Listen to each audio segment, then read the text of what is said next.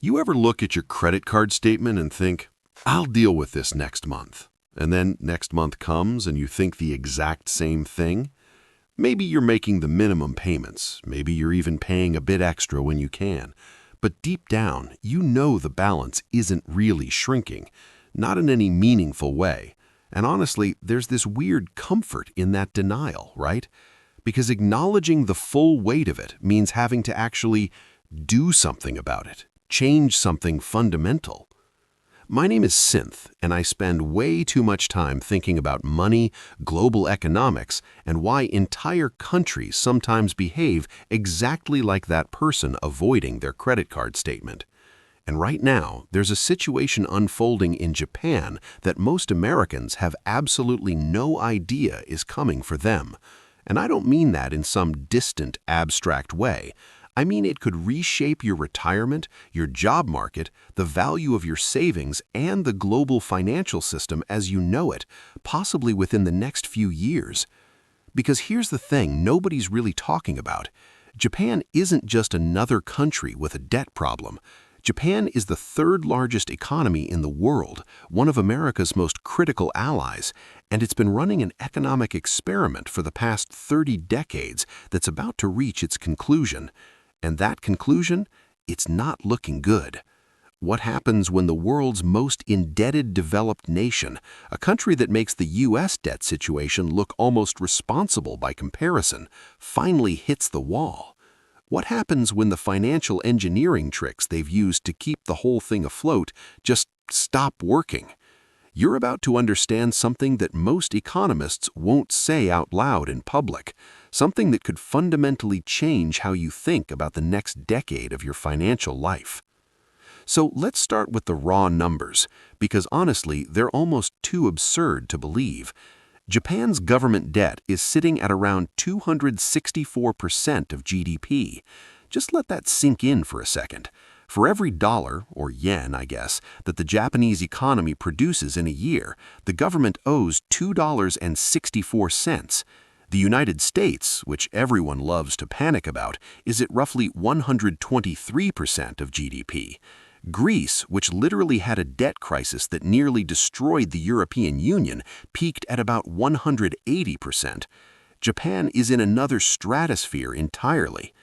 Now, you might be thinking, okay, but Japan's been like this for years, right? They've been running massive debts since, the 90s? And nothing's happened. So why should I care now? And that's exactly the question. That's the whole puzzle. Because you're right, Japan has been defying economic gravity for so long that it's become the go-to example for a certain type of economist who believes debt doesn't really matter. Modern monetary theory folks love pointing to Japan and saying, see, a country can have infinite debt as long as it borrows in its own currency and controls its own central bank. But here's what they're missing, or maybe what they're hoping you won't notice. The entire Japanese debt model only works under extremely specific conditions, conditions that are quietly, almost imperceptibly, starting to break down. See, Japan has been able to sustain these insane debt levels for one primary reason. Their interest rates have been essentially zero or even negative for nearly 30 years. The Bank of Japan has been buying up government bonds like they're going out of style, keeping rates pinned to the floor. When you're paying basically no interest on your debt, you can owe almost anything. It's like having a credit card with a 0% APR that never expires. You can just roll it over forever. But that deal is starting to crack. Back in 2024 and early 2025, something unprecedented happened. After decades of the most aggressive monetary easing policy in human history, the Bank of Japan started raising interest rates. Just tiny amounts. We're talking about going from negative rates to, barely positive rates. But in the Japanese context, this is like an earthquake. Because when you owe 264% of your GDP and your interest rates go from 0% to even 1%, the amount of money you have to spend just servicing that debt, just paying the interest, explodes. We're talking about hundreds of billions of dollars that suddenly have to be redirected away from healthcare, infrastructure, pensions, everything else, just to keep the creditors happy. And here's where it gets really uncomfortable for the United States. We're next in line.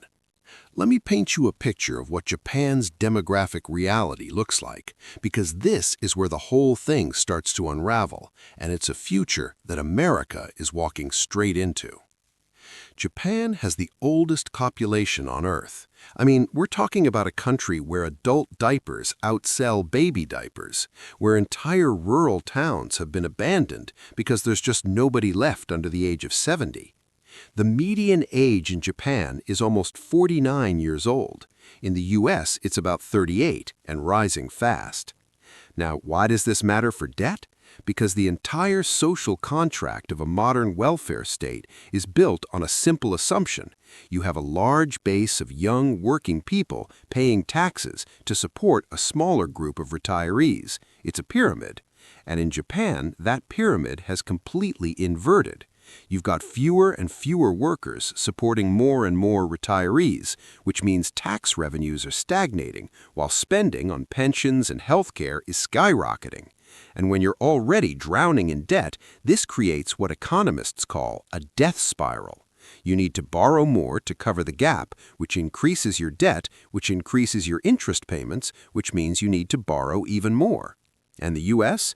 We're about 15 to 20 years behind Japan on this same trajectory. The baby boomers are retiring en masse right now. Social Security and Medicare costs are exploding. Our birth rate has been below replacement level for years. We're speed running the exact same demographic collapse, just with a slight time delay. But here's the thing that makes Japan's situation a preview of our own crisis. They were supposed to be the smart ones. Japan had decades to see this coming. They had every opportunity to reform their pension system, to encourage immigration, to restructure their economy. And they didn't, or they couldn't. The political will just wasn't there. And if Japan, with all their planning and social cohesion and legendary work ethic, couldn't navigate this transition, what makes anyone think the United States, a country that can barely pass a budget without shutting down the government, is going to handle it better? Okay, so here's where we need to talk about the yen, because this is the transmission mechanism. This is how Japan's problem becomes America's problem. For most of the last decade, the yen has been weakening against the dollar, and at first this was actually the plan. A weak currency makes your exports cheaper, which is great if you're an export-heavy economy like Japan. Toyota, Sony, Nintendo, they all benefit when the yen is weak because their products become more competitive globally. But there's a limit to how far you can let your currency fall before it becomes a crisis, and Japan has been flirting with that limit. See, Japan imports almost all of its energy. Oil, natural gas, coal, they don't have any of it. When the yen weakens, the cost of importing energy skyrockets, which drives up inflation, which hurts regular Japanese people who are suddenly paying way more for electricity, gas, food, everything. And this is where the Bank of Japan got trapped. They wanted to keep rates low to manage the debt, but keeping rates low was making the yen weaker, which was making inflation worse, which was hurting the people, which was creating political pressure to raise rates. But raising rates makes the debt problem worse. It's like trying to solve a Rubik's Cube where every move you make scrambles 3 other sides. And in 2024, they blinked. They started raising rates to defend the yen and control inflation, even though they knew it would make the debt situation more precarious. Now, here's why Americans should care about the value of the yen. Japan is one of the largest holders of U.S. Treasury bonds in the world. For years, Japanese institutions, banks, insurance companies, pension funds, have been buying up U.S. government debt because it offered better returns than anything they could get at home. But if Japanese interest rates are rising, suddenly Japanese bonds look more attractive relative to U.S. bonds. And if Japanese institutions start selling U.S. treasuries to buy Japanese bonds instead, that puts upward pressure on U.S. interest rates. Which means the U.S. government has to pay more to borrow money.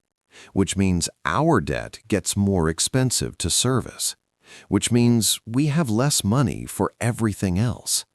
See how these things connect? Japan's crisis doesn't stay in Japan. It ripples through the entire global financial system, and the U.S. is right in the blast radius. Let's talk about what a Japanese debt crisis would actually look like, because I think most people imagine it wrong. You probably picture something dramatic, right? Banks closing, ATMs running out of cash, people rioting in the streets. And maybe it could get there eventually, but more likely it starts quiet, boring even. It starts with a bond auction that doesn't go as well as expected. The Japanese government tries to sell bonds, and there aren't quite enough buyers at the price they want. So yields tick up a little bit, just 0.25%, nothing crazy. But that tiny increase means the government's interest payments just went up by billions of dollars.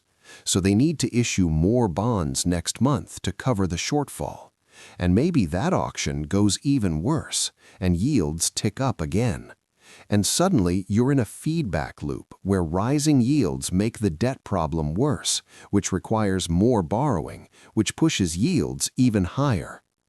At some point, and nobody knows exactly where this point is, investors start to panic. They start thinking, wait, can Japan actually pay this back? And once that question enters people's minds, it's over. Because government bonds are supposed to be the safest asset in the world. If people stop believing in that, the whole financial system starts to wobble. Now, Japan has one big advantage that countries like Greece didn't have. They borrow in their own currency, which means, in theory, the Bank of Japan can just print yen to buy up all the government bonds and keep yields from spiking. But here's the catch. If you do that too aggressively, you destroy your currency. You create hyperinflation. You turn into Zimbabwe or Weimar Germany, where people are paying for bread with wheelbarrows full of cash. So Japan is walking this incredibly narrow tightrope. They can't let yields spike because that makes the debt unsustainable. But they can't just print unlimited money to suppress yields because that destroys the currency and creates inflation. And every month that tightrope gets a little bit narrower. Here's the part that keeps me up at night, and honestly, it should probably keep you up too. The United States is watching all of this happen and learning absolutely nothing from it. Our debt to GDP ratio is growing fast. We're running trillion-dollar deficits every single year, regardless of which party is in power. Both Democrats and Republicans have completely abandoned any pretense of fiscal responsibility. And the scary part? Nobody seems to care. There's this weird bipartisan consensus that debt just doesn't matter anymore. The left says we can just tax the rich and everything will be fine. The right says tax cuts will spur growth and everything will be fine. And both sides just keep spending like there's no tomorrow. But Japan is showing us what tomorrow looks like. See, the thing about debt crises is they happen slowly and then all at once. For years, you can keep running up the tab, keep kicking the can down the road, keep telling yourself that tomorrow you'll start fixing it. And then, one day, the numbers just stop working. The numbers get too big. The interest payments crowd out everything else. And suddenly, you're in crisis mode, making brutal choices about which promises to break. Japan is running out of runway. Their population is shrinking by 500,000 people a year. Their workforce is collapsing. Their debt is mounting. Their central bank has blown up its balance sheet to unprecedented levels, trying to keep the whole thing afloat. And when Japan finally hits the wall, whether that's next year or 5 years from now, the implications for the global economy are massive. Because if the third largest economy in the world starts experiencing a sovereign debt crisis, that's going to spread. Investors are going to ask questions about other heavily indebted countries, like, I don't know, the United States. Our interest rates will spike. Our borrowing costs will explode. We'll be forced to make the same impossible choices Japan is facing right now. cut spending dramatically, raise taxes dramatically, or inflate our way out by destroying the value of the dollar. None of those options are good. All of them hurt regular people. So what do you actually do with this information? How do you prepare for something like this? First, understand that this isn't about panic. This isn't about selling everything and buying gold and moving to a bunker in Montana. It's about being realistic about the next decade and positioning yourself accordingly. Diversification becomes even more critical than it already is. If you're entirely invested in U.S. stocks and bonds, you're making a concentrated bet that the dollar remains strong and U.S. assets remain attractive to global investors. That might work out, but Japan's situation shows us it might not. Think about holding some assets that aren't denominated in dollars. International stocks, maybe some exposure to commodities, real estate that generates actual cash flow. I'm not saying go all in on any of this stuff, but having some diversification away from dollar-denominated paper assets seems prudent. Second, get very serious about your personal debt, because if we do enter a period of higher interest rates and economic instability, being debt-free or close to it gives you options. It gives you resilience. When other people are panicking about making payments, you can be opportunistic. Third, and this is harder to quantify, but invest in skills and relationships that have value regardless of what the economy does. The people who navigate crises best aren't the ones with the most perfectly optimized portfolio. They're the ones who can adapt, who have strong networks, who bring real value to the table. And finally, pay attention. This stuff matters. I know it's boring. I know it's easier to just scroll through TikTok or watch Netflix and hope that someone else is handling the big, complicated problems. But they're not. Or if they are, they're not doing a very good job of it. Japan's debt crisis isn't some distant, abstract problem happening on the other side of the world. It's a mirror. It's showing us our own future if we don't change course. And even if we don't change course as a country, and honestly, I'm not optimistic that we will, you can still change course as an individual. You can still build resilience. You can still make smart decisions. You can still position yourself to weather whatever storm is coming. Because here's what I've learned after spending way too much time thinking about money and economics and human behavior. The people who do well in turbulent times aren't the ones who predicted every twist and turn perfectly. They're the ones who stayed clear-headed, avoided panic, and made thoughtful decisions based on what they could actually control. Japan's reckoning is coming. Ours might not be far behind. But that doesn't mean you have to be a victim of it. Stay informed, stay flexible, stay ready. And maybe, just maybe, we can navigate what's coming better than most people will.